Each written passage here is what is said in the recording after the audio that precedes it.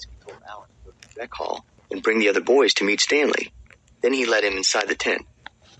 There were 7 cots, each one less than 2 feet from the one next to it. "Which was Lewis's cot?" Mr. Pendanski asked. "Barf Bag slept here," said X-Ray, kicking at one of the beds.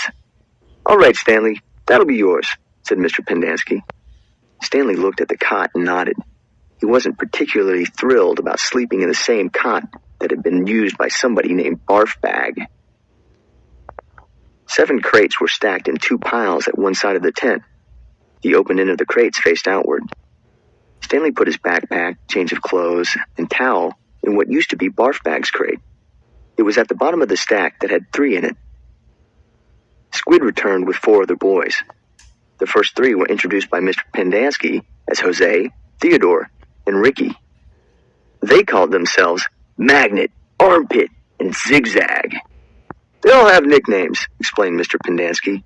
"However, I prefer to use the names their parents gave them, the names that society will recognize them by when they return to become useful and hard-working members of society." "It ain't just a nickname," X-Ray told Mr. Pendanski. He tapped the rim of his glasses. "I can see inside you, Mom. You've got a big, fat heart." The last boy either didn't have a real name, or else he didn't have a nickname. Both Mr. Pendanski and X-Ray called him Zero. "You know why his name's Zero?" asked Mr. Pendanski. "Because there's nothing inside his head." He smiled and playfully shook Zero's shoulder. Zero said nothing. "And that's Mom," a boy said. Mr. Pendanski smiled at him. "If it makes you feel better to call me Mom, Theodore, go ahead and call me Mom." He turned to Stanley. "If you have questions, Theodore will help you. You got that, Theodore? I'm depending on you." Theodore spit a thin line of saliva between his teeth, causing some of the other boys to complain about the need to keep their home sanitary. "You were all new here once," said Mr. Pendanski, "and you all know what it feels like. I'm counting on every one of you to help Stanley." Stanley looked at the ground. Mr. Pendanski left the tent, and soon the other boys began to file out as well, taking their towels and change of clothes with them. Stanley was relieved to be left alone, but he was so thirsty he felt as if he would die if he didn't get something to drink soon. "Hey, Theodore," he said, going after him, "do you know where I can fill my canteen?"